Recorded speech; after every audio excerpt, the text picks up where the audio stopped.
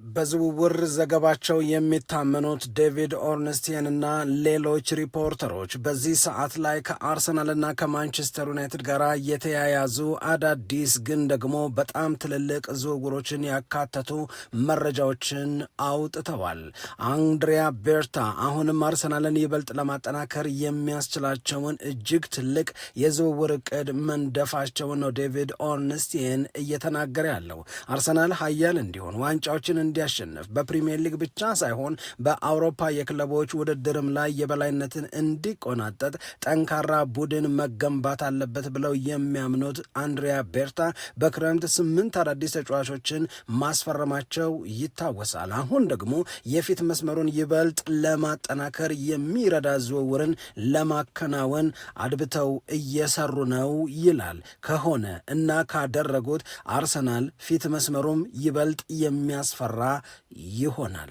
በሌላ በኩል ማንቸስተር ዩናይትድ ራሱን እንዲያጠናክር የሚጠበቀው በመሃል ክፍል እንቅስቃሴ ነው። አንዳንዶቹ የማንቸስተር ዩናይትድ ተጫዋቾች ከዩናይትድ ጋር በሚቀጥለው የውድድር ዓመት ስለመቀጠላቸው ማንም እርግጠኛ አይደለም። ያ ቦታ እነዚህ ተጫዋቾች በመልቀቃቸው ምናልባትም የሚቀጥሉም እንኳን ቢሆን በእድሜያቸው መግፋት ምክንያት መጠናከር አለበት ብለው ያምናሉ እነ ዊሎክስ እነ ኦማር ብራዳ። ስለዚህ በሪያል ማድሪድ ደስተኛ ያልሆነን አንድ ትልቅ የመሃል ሜዳ ተጫዋች ማንቸስተር ዩናይትድ የራሱ ሊያደርግ የክለቡን ሪከርድም በዝውውር ሊሰብር ተዘጋጅቷል ተብሏል። አሁን ከጥቂት ደቂቃዎች በፊት እየወጣ ባለ መረጃ። በሌላ በኩል ሪያል ማድሪድን ከሊቨርፑል የተቀላቀለው ትሬንት አሌክሳንደር አርኖልድ በሪያል ማድሪድ ባለስልጣናት አዲስ ክለብ እንዲፈልግ ተነግሮታል የሚሉ መረጃዎች ከስፔን ወጥተዋል። ከሆነ ከተደረገ የሚገርምም የሚያስደነግጥም ነው። እሁድ አርሰናል ማንቸስተር ዩናይትድን በኤምሬትስ ስቴዲየም ያስተናግዳል። ይህ ጨዋታ እጅግ በጣም ከፍተኛ የሚባል ትኩረት ተሰጥቶታል። በዚህ ፕሮግራም አርሰናልንና ማንቸስተር ዩናይትድን ከእርስ በርስ ግንኙነታቸው አንጻር ይህን ታውቁ ኖረዋል ብለን የምናስታውሳቸው የምናነሳሳቸው ነጥቦች ይኖራሉ። በጣም በእርግጠኝነት አብዛኞቹ ነጥቦች የመገረም ስሜትን ይፈጥሩባችኋል። ሰላም ጤና ይስጥልን፣ እንደምናላችሁ የተከበራችሁና የተወደዳችሁ የሸገር ስፖርት ዊዝ አበበ ግደይ የዩቲዩብ ቻናል ቤተሰቦቻችን በያላችሁበት እጅግ አስደሳች ጊዜን እያሳለፋችሁ እንደሆነ ተስፋ እናደርጋለን። መልካሙን ሁሉ ለናንተ እንመኛለን። ታዲያ ይህንን ሸገር ስፖርት ዊዝ አበበ ግደይ የሚለውን የእኛን የዩቲዩብ ቻናል ሰብስክራይብ አድርጉ፣ የደውል ምልክቱን ተጫኑት፣ ሊንኩን ለሌሎች አጋሩና በተከታዮች ቁጥር እንድንበዛ የምንሰራቸው ፕሮግራሞችም ብዙ ሰዎች ጋር መድረስ እንዲችል ማገዛችሁን ቀጥሉ። እስካሁን ላበረታችሁን አቅም፣ ጉልበት፣ ድጋፍ ለሰጣችሁን በሙሉ እጅግ የላቀ ምስጋናችን ይድረሳችሁ እንላለን። ከልብም እናመሰግናለን። የመጀመሪያው ጉዳያችን የምናደርገው የትሬንት አሌክሳንደር አርኖልድን ነው። ትሬንት አሌክሳንደር አርኖልድ በእንግሊዝ ፕሪሚየር ሊግ እጅግ ከተከበሩ አቅማቸው ከተመሰከረላቸው በሊቨርፑል ደጋፊዎች የመልቀቃቸው ጉዳይ በጣም ካስደነገጠ ካስቆጣ ለምን የሚል ጥያቄን ካስነሳባቸው ተጫዋቾች መካከል አንዱ ነው። ሊቨርፑል እሱ ሲኖር ያምራልም ያስፈራልም፣ በመከላከሉ ጎበዝ፣ በማጥቃት እንቅስቃሴውም ላይ ደግሞ ጠንካራ ይሆናል። ትሬንት አሌክሳንደር አርኖልድ እና ሊቨርፑል የነበራቸው ኮንትራት ማብቃቱን ተከትሎ ይህንን የመሰለ ታላቅ ተጫዋች ሊቨርፑል በነፃ አጣው። ምናልባት ሊቨርፑል ይህንን ተጫዋች በተመለከተ ያገኘው መጠነኛ ገንዘብ ወደ 10 ሚሊዮን ፓውንድ አካባቢ የሚደርስ ነው። እሱም ሪያል ማድሪድ ተጫዋቹን በዓለም የክለቦች ውድድር ልጠቀምበት እፈልጋለሁ በሚል ዝውውሩ በችኮላ እንዲከናወን ስለወሰነ ነው እንጂ ተጫዋቹን ሙሉ በሙሉ በነፃ ሊያጣ የሚችልበት እድል ነበር። ያኔ የሊቨርፑል ደጋፊዎች ከፋቸው። ትሬንት አሌክሳንደር አርኖልድን ማጣት የሚያጡት ከሆነ ደግሞ ይህንን ያህል እዚህ ግባ የማይባል ገንዘብ ሳያገኙ ተጠቃሚ ሳይሆኑ መልቀቃቸው አስከፋቸው። ትሬንት አሌክሳንደር አርኖልድንም ወቀሱት። እንዴት እንዲህ ባለ መንገድ ትሄዳለህ ብለው ነው የወቀሳው መነሻ።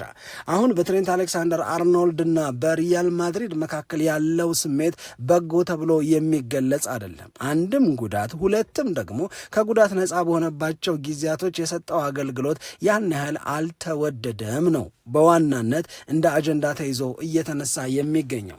የትሬንት አሌክሳንደር አርኖልድ በሪያል ማድሪድ ቤት ውስጥ የነበረው የእስካሁን ቆይታ ያላስደሰታቸው የክለቡ ባለስልጣናት ከዚህ በላይ እሱን እያስታመሙ ከዚህ በላይ እሱን በተስፋ እየጠበቁ መቀጠል ትክክል አይደለም ብለው ስላሰቡ ተጫዋቹ አዲስ ክለብ እንዲፈልግ ነግረውታል ነው። ይሄ አዲስ አሁን የወጣ መረጃ ነው። እንደዛ የሚሆን ከሆነ እንግዲህ እነማን ናቸው የትሬንት አሌክሳንደር አርኖልድ አማራጮች? ሊቨርፑል ይህንን ተጫዋች መመለስ ይፈልጋሉ።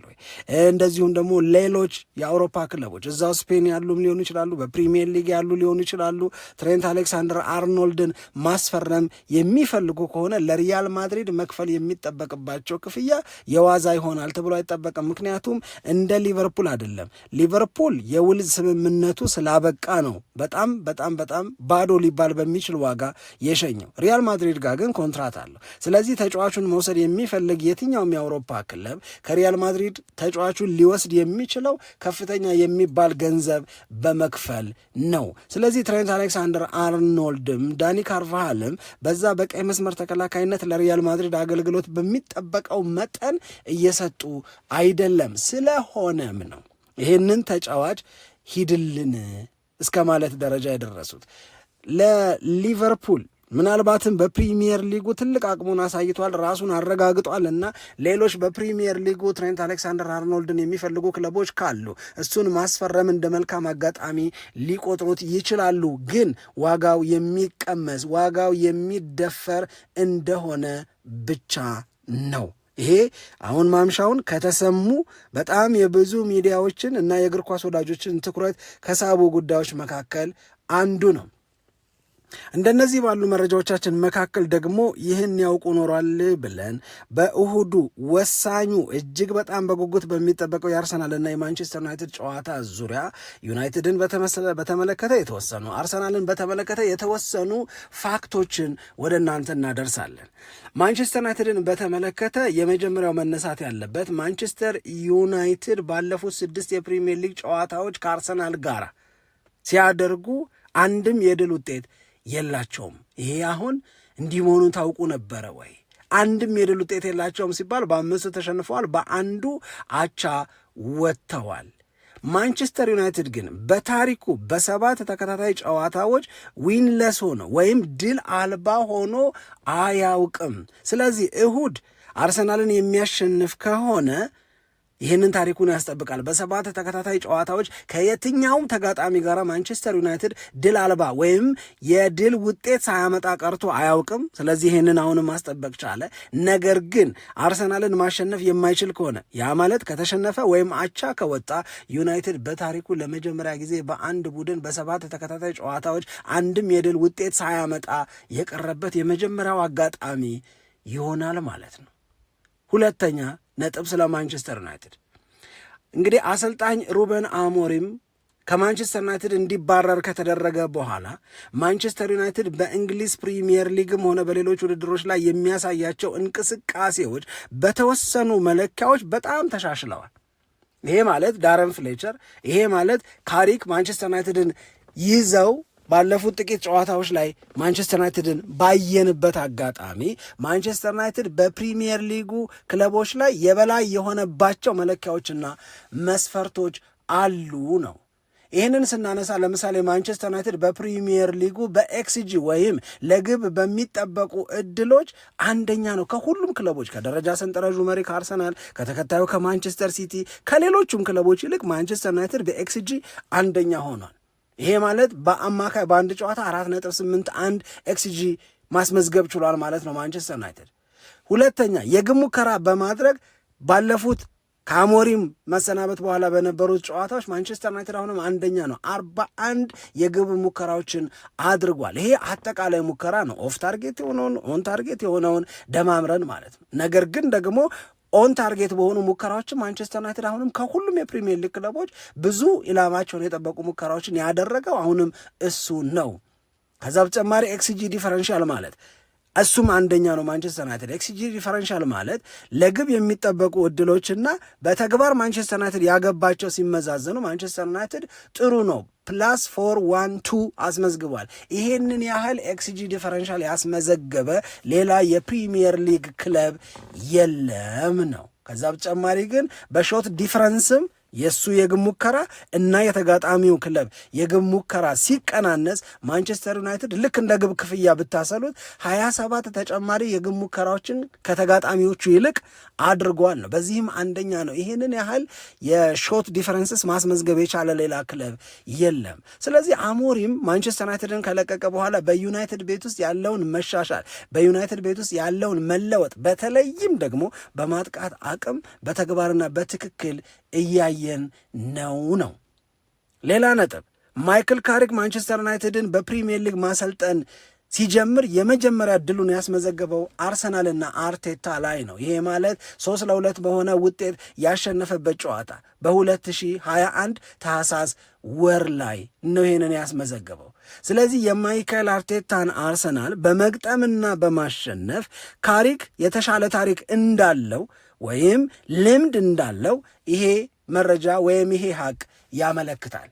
ማንቸስተር ዩናይትድን በተመለከተ ስናነሳ ብሩኖ ፈርናንዴዝ ለማንቸስተር ዩናይትድ እጅግ በጣም ከፍተኛ የሚባል ልዩነት የመፍጠር አቅም ያለው ተጫዋች መሆኑን መረዳት እንችላለን። ምክንያቱም ብሩኖ ፈርናንዴዝ ማለት በእንግሊዝ ፕሪሚየር ሊግ በዘንድሮ የውድድር ዓመት 62 የግብ ዕድሎችን የፈጠረ በዚህም ረገድ ከሁሉም የፕሪሚየር ሊግ ተጫዋቾች አንደኛ የሚባል የግብ ዕድሎች በአጠቃላይ 62 ናቸው ብንልም ከክፍት የጨዋታ እንቅስቃሴ ብዙ ዕድሎችን የፈጠረው እሱ ነው 40 ከቆሙ ኳሶችን ብዙ የግብ ዕድሎችን የፈጠረው እሱ ነው 62። እንዲህ ያለ ምርጥ ብቃት እያሳየ ያለ ነው ብሩኖ ፈርናንዴዝ። ያውም ደግሞ በአሞሪም ውሳኔና ምርጫ ተጫዋቹ የሚታወቅበትን ይበልጥ አቅሙን ይገልጥበታል የሚባለውን የአታኪንግ ሚድፊልደርነት ሚና ትቶም እንደነዚህ ያሉ የቁጥር ደረጃዎችና ልኮች ላይ ደርሷል።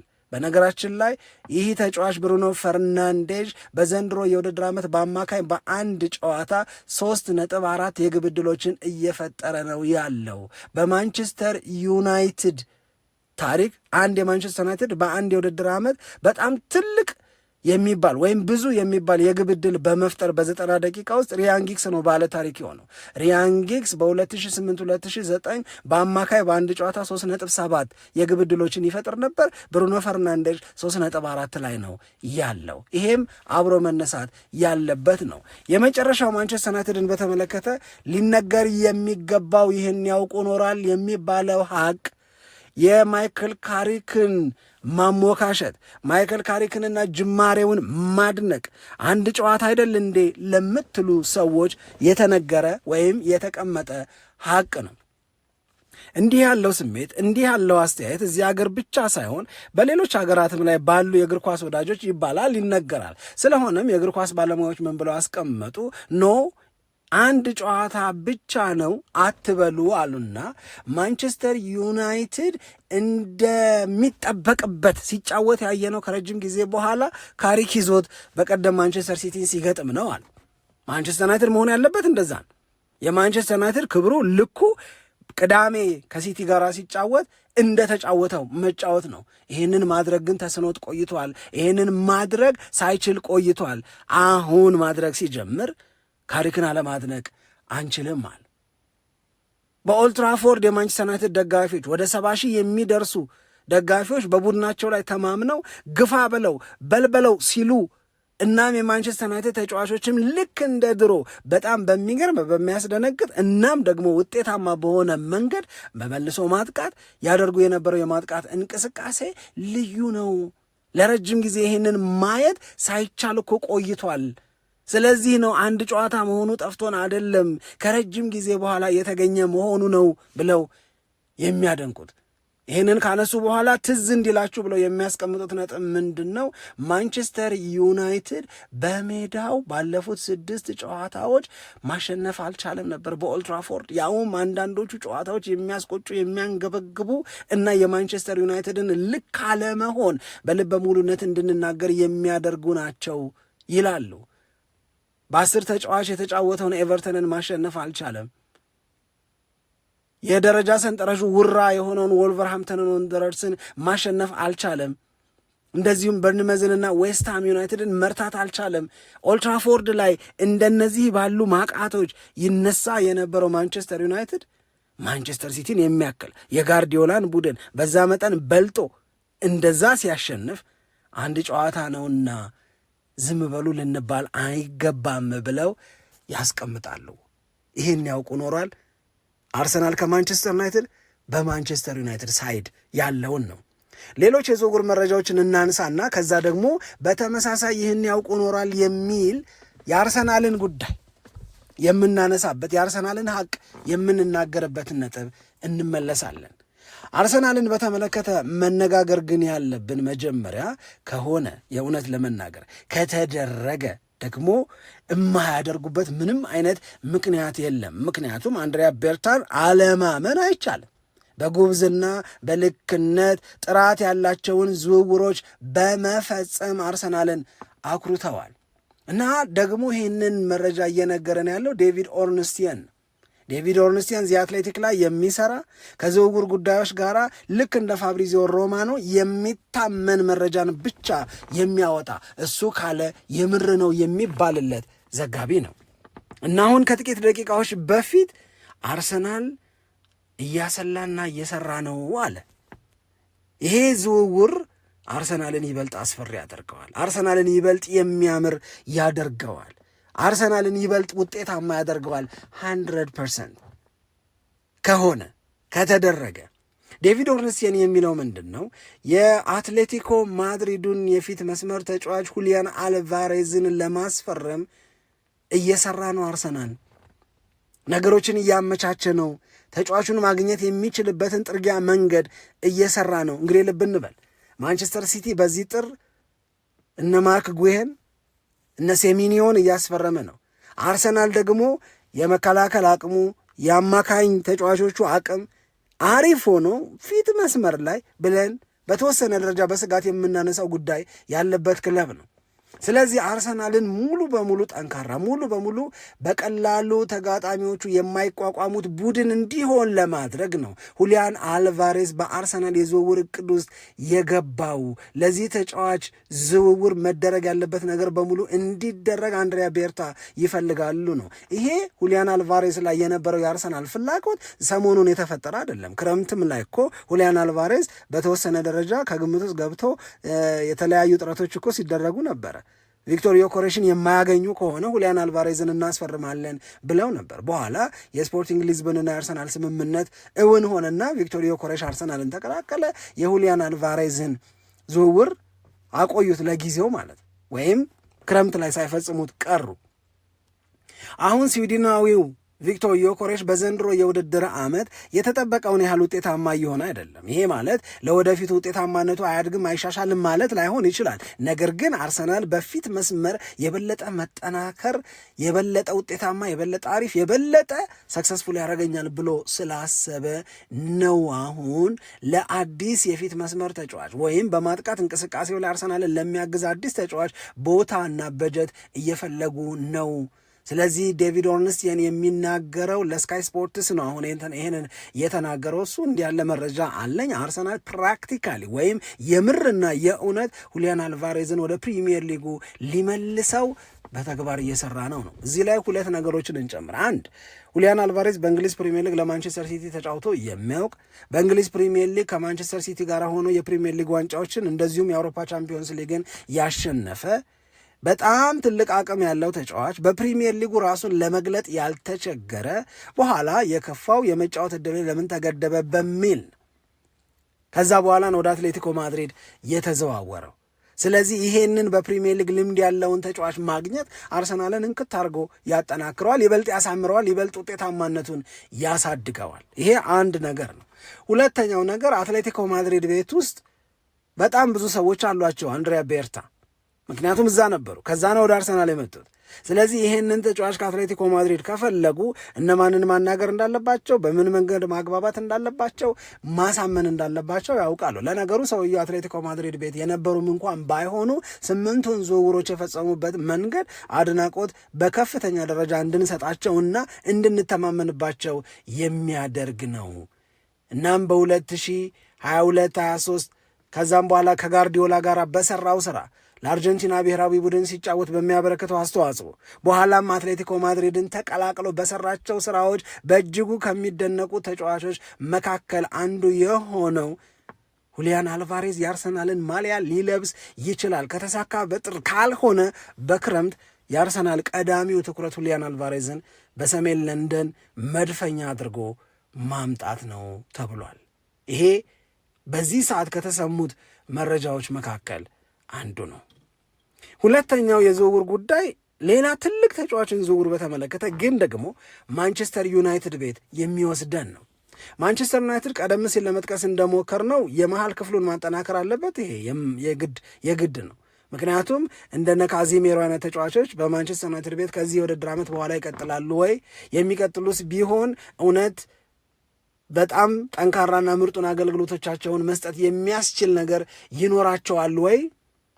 ይህንን ጥያቄ ስናነሳ ማንቸስተር ዩናይትድ መሃል ክፍሉን በደንብ ማጠናከር አለበት። ይህንን ለማድረግ እነ ካርሎስ ባሌባን እንደዚሁም ደግሞ እነ ኤሊየት አንደርሰንን፣ አደም ዋርተን አይነት ተጫዋቾች ነው እስካሁን ድረስ ከማንቸስተር ዩናይትድ ጋር ተያይዘው ስማቸው የሚነሳው። እነዚህ ልጆች ስለረጅም ጊዜ አገልግሎት ሲባል በጣም አስፈላጊ ናቸው። በተለይ ኤሊየት አንደርሰን በፕሪሚየር ሊጉ ማንቸስተር ዩናይትድን በደንብ ትራንስፎርም ሊያደርጉ ይችላሉ ከሚባሉ ተጫዋቾች መካከል አንዱ ነው። ለዚህ ምንም ጥርጥር የለም። ግን አሁን ማንቸስተር ዩናይትድ ከጥቂት ደቂቃዎች በፊት በወጣው መረጃ አንድ ወሬ ጆሮውን ስቦታል አሉ ማንቸስተር ዩናይትድን ዊሎክስንም ኦማር በራዳንም በሪያል ማድሪድ ቤት ውስጥ ደስታ የጎደለውን ፌዴሪኮ ቫልቬርዴን የራሳቸው ለማድረግ ደፋ ቀና ማለት ጀምረዋል። ይሄ ባለ ልምድ የሆነ በአንድ ወቅት ካርሎ አንቼሎቲ ስለ እሱ ሲናገሩ የእሱ አይነት ምሉእ የሆነ ሁሉን አሟልቶ የሰጠው ተጫዋች አይቻላቅም ብለው እስኪመሰክሩለት ድረስ የተወደደ ውጤታማ የሚባለውን ኡሩጓዩን ፌዴሪኮ ቫልቬርዴን ማንቸስተር ዩናይትድ የራሱ ለማድረግ የክለቡን የዝውውር ሪካርድ መስበር ካለብኝም አደርገዋለሁ እያለ ነው ይላሉ የሚታመኑት የመረጃ ምንጮች ናቸው ይህንን የሚናገሩት። ነገር ግን ሪያል ማድሪድ ቤት ለምን ደስተኛ አልሆነም? እድሜው 27 ነው። ሪያል ማድሪድ ቤት ውስጥ ደስተኛ ያልሆነበት ምክንያት ሲነሳ አሰልጣኝ ዣቪ አሎንሶ እንደዚሁም ደግሞ አሁን ሪያል ማድሪድን የተረከበው አልቫሮ አርቤሎዋ ለፌዴሪኮ ቫልቬርዴ በመሃል ክፍል የመጫወትን እድል ከመስጠት ይልቅ ሌሎች አማራጮችን መጠቀምን መርጠዋል። ፌዴሪኮ ቫልቬርዴ በዘንድሮ የውድድር ዓመት አሴ ሚድፊልደር የተጫወተ በጣም በጥቂት ነው፣ ወይም አልተጫወተም ማለት በሚያስችል ደረጃ ነው። ይልቁንም በራይት ባክነት እንዲጫወት ተደርጓል። ይሄ ለእኔ ሁለት ነገር ነው የሚነግረኝ። አንድ የልጁ ደስታ መጉደሉን፣ እሱ የሚፈልገው በመሃል ተጫዋችነት መጫወት ነው። ሁለት ግን የሚነግረኝ ነገር ልጁ አስፈላጊ ከሆነ አሴ ራይት ባክ ሊያገለግል የሚችል ቨርሳቲሊቲ ያለበት ተለዋዋጭ ሚናዎችን ብትሰጠው ሊወጣ የሚችል ተጫዋች መሆኑን ይናገራል። ይሄ የማንቸስተር ዩናይትድን ጆሮ የበለጠ የሚያነቃ ነው። ስለዚህ ፌዴሪኮ ቫልቬርዴ እንዲህ ከሆነ ከሪያል ማድሪድ ጋር አብሮ መቀጠልን አልፈለገም። ለዚህ ነው ይሄ ተጫዋች በማንቸስተር ዩናይትድ ትፈለጋለህ ሲባል ሰፍ ብሏል የተባለው።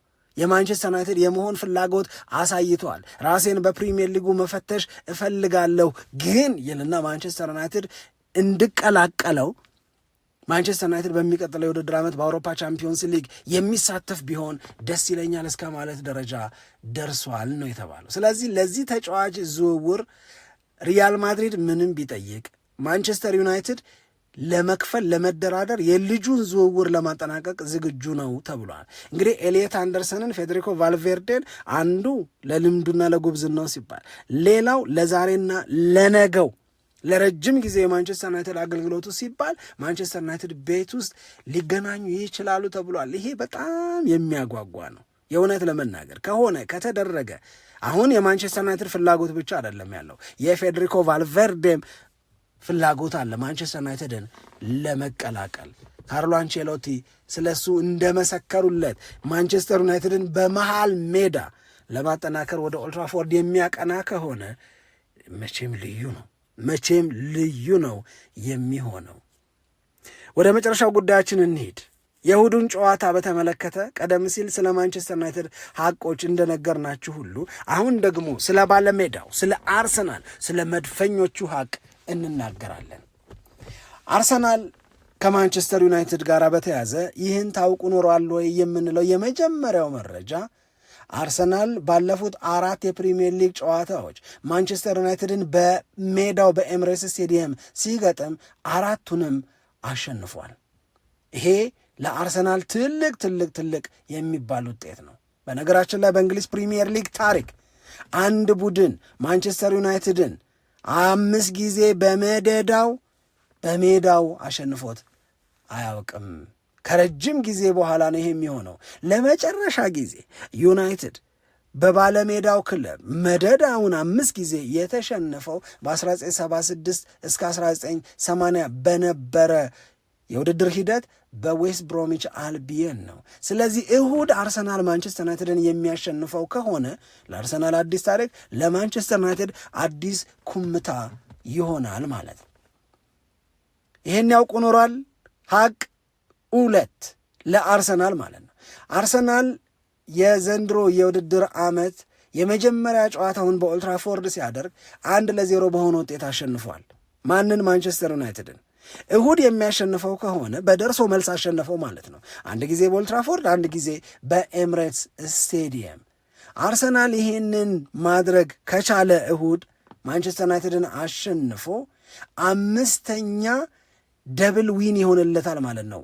5ኛ የውድድር ዓመት ማንቸስተር ዩናይትድን በሜዳውም ከሜዳውም ውጭ ያሸነፈበት የውድድር ዓመት ይሆናል። ከዚህ በፊት በ1997-98 በ2001 2002 በ2006 2007 በ2023 24 ማንቸስተር ዩናይትድን በሜዳውም ከሜዳውም ውጭ አርሰናል አሸንፎታል። አሁን ደግሞ የመጀመሪያውን ጨዋታ አሸንፏል። እሁድ በሜዳው ደግሞ ማንቸስተር ዩናይትድን ይገጥማል። ይህንን ማድረግ ከቻለ ለአርሰናል ሌላ የተለየ ታሪክ የሚሰራበት በማንቸስተር ዩናይትድ ላይ ጥሩ ታሪክ የሚጽፍበት አጋጣሚ ይሆንለታል ማለት ነው። አርሰናልን በተመለከተ ሌላው መነሳት መቻል ያለበት አርሰናል ባለፉት 2 የፕሪሚየር ሊግ ተከታታይ ጨዋታዎች ጎል አላገባም። 0-0 ነው የጨረሳቸው። ከሊቨርፑል ጋር 0-0፣ ከኖቲንግሃም ፎረስት ጋር 0-0። በእንግሊዝ ፕሪሚየር ሊግ አንድ ክለብ 3 ጊዜ ወይም ከዛ በላይ 0-0 በመደዳው ወጥቶ የሚያውቀው በጥቂት አጋጣሚዎች ነው። በአጠቃላይ በፕሪሚየር ሊጉ ታሪክ 12 ጊዜ ነው ክለቦች በተከታታይ 3 ወይም ከዛ በላይ 0-0 የወጡት። ስለዚህ እሁድ 0-0 የሚወጣ ከሆነ ይሄንን ክለቦች የማይፈልጉትን ታሪክ አርሰናል ሊመዘገብበት ይችላል ማለት ነው። በነገራችን ላይ 12 ጊዜ ነው ክለቦች እስካሁን ድረስ እንዲህ ያለው በመደዳው 0-0 የመውጣት ታሪክ የገጠማቸው ስንል ከነዚህ 12 አጋጣሚዎች ውስጥ 3ቱ የራሱ የአርሰናል ናቸው። በየካቲት 2009 4 ጊዜ መደዳውን 0-0 ወጥቷል አርሰናል። በመስከረም 1998 3 ጊዜ በመደዳው 0-0 ወጥቷል። እንደዚሁም ደግሞ በጥቅምት 1993 4 ጊዜ በመደዳው 0-0 ጨዋታዎችን ጨርሰዋል። እሁድ ጨዋታው 0-0 የሚያልቅ ከሆነ አርሰናል የማይፈልገውን እንዲህ ያለውን ታሪክ እንድንናገርበት ግድ ይለናል ማለት ነው። አርሰናል በዘንድሮ የውድድር ዓመት ከነበሩት እጅግ አስገራሚ ኳሊቲዎች መካከል ተጋጣሚዎቹ ምንም አይነት የግብ ሙከራ ኢላማውን የጠበቀ ሳያደርጉበት ጨዋታው እንዲያልቅ ማድረግ መቻሉ ነው። ዘንድሮ 5 ጊዜ በተለያዩ ጨዋታዎች ከተለያዩ ተጋጣሚዎች ጋር አርሰናል አንድም ጊዜ ኢላማቸውን የጠበቁ ሙከራዎችን ሳያደርጉበት ጨዋታዎችን ጨርሶ ያውቃል። ይሄ የአርሰናል የተለየ ኳሊቲው ነው። በነገራችን ላይ በእንግሊዝ ፕሪሚየር ሊግ ታሪክ በዚህ አንጻር የተሻለ ታሪክ ያላቸው በ2017-18 ማንቸስተር ሲቲ፣ በ2019-20 አሁንም ማንቸስተር ሲቲ ነው። 6 ጨዋታዎችን ምንም አይነት ኢላማውን የጠበቀ ሙከራ ተጋጣሚዎቹ ሳያደርጉበት 6 ጊዜ ጨዋታዎችን ጨርሶ ያውቃል። አርሰናል አሁን 5 ሊሞላው። ስለዚህ አርሰናል እንደነዚህ ያሉትን ታሪኮች የመጋራት ምናልባት ገና ብዙ ጨዋታዎች ስለሚቀሩ የውድድር ዓመቱ ከማብቃቱ በፊት 6-7 እያለ ሊቀጥል ይችላል። ቼልሲም በዚህ ረገድ በጣም ጥሩ ታሪክ አለው። በ2021 5 ጊዜ፣ በ2003-2004 በተመሳሳይ 5 ጊዜ ተጋጣሚዎቹ ኢላማውን የጠበቀ ሙከራ ሳያደርጉበት አሸንፏቸው ከሜዳ ወጥቶ ያውቃል። ስለዚህ እሁድ እንዲህ ማድረግ የሚችል አይመስለኝም። የሆነን ለመናገር ማንቸስተር ዩናይትድን አሁን ባለመሞከር የምናማው ቡድን አይደለም። ከሆነ ግን ለአርሰናል የተለየ ታሪክ የሚሰራበት ይሆናል ማለት ነው። ሌላው ለአርቴታ እጅግ በጣም የሚደንቅ እና ምርጥ ታሪክ ያለበትን አጋጣሚ እንንገራችሁ። ማንቸስተር ዩናይትድን ለመግጠም እድል ካገኙ የተለያዩ ክለብ አሰልጣኞች አርቴታ ለየት የሚልበትን ታሪክ ነው የምንናገረው። አሁን አርቴታ ማንቸስተር ዩናይትድን እስካሁን 12 ጊዜ ገጥመዋል። ከ12ቱ ጨዋታዎች 8ቱን አሸንፏል፣ በሁለቱ አቻ ወጥቷል፣ በሁለቱ ተሸንፏል። ይሄ ማለት በማንቸስተር ዩናይትድ ላይ የ60% የድል ውጤት አለው ማለት ነው። ማንቸስተር ዩናይትድን 5ና ከዛ በላይ ከገጠሙ አሰልጣኞች ጋራ የአርቴታ ውጤታማነት በማንቸስተር ዩናይትድ ላይ ሲለካ ሲመዘን አንደኛ ሆኖ ነው የምናገኘው። ይሄ በጣም በጣም በጣም አሪፍ ታሪክ ነው ለአርቴታ። ይህንን የበለጠ ማስፋት፣ ይህንን የበለጠ ማጠናከር ከቻለ እሁድም አርቴታ በማንቸስተር ዩናይትድ ላይ ጉልበተኛ መሆኑን በእርግጠኝነት እንናገራለን ማለት ነው። የመጨረሻው ሀቅ ስለ አርሰናል በተለይ ስለ ዊሊያም ሳሊባ የሚሆነው ዊሊያም ሳሊባ ሜዳ ላይ ካለ እስካሁን ድረስ በእንግሊዝ ፕሪሚየር ሊግ ሜዳ ላይ የኖረው በ118 ጨዋታዎች ነው። አርሰናል በእነዚህ 118 ጨዋታዎች ሳሊባ ሜዳ ላይ በነበረባቸው 118 ጨዋታዎች 90 ጎል ብቻ ነው የገባበት። ይሄ ማለት እሱ ሜዳ ላይ ሲኖር ሳሊባ ሜዳ ላይ ሲኖር በየ115 ደቂቃው ነው አንድ ጎል አርሰናል ላይ የሚገባው ማለት ነው። በዚህ አይነት ታሪክ አንድ ቶኒ አዳምስ ብቻ ነው ዊሊያም ሳሊባን የሚበልጠው። እሁድ ደግሞ ይጫወታል። የእሁዱ ልዩ ነው። እሁድ በጣም ነው የሚያጓጓው። አሁንም ከእሁዱ የአርሰናልና የማንቸስተር ዩናይትድ ጨዋታ ጋር በተያያዘ የተለያዩ መረጃዎችን ወደ እናንተ ማድረሳችንን እንቀጥላለን። እናንተ ብቻ ሰብስክራይብ አድርጉ፣ ቤተሰብ ሁኑ፣ ተቀላቀሉን እንላለን። ለነበረን ቆይታ በጣም ነው የምናመሰግነው። ሰላም ለእናንተ ይሁን። ኢትዮጵያ ለዘለዓለም ትኖር።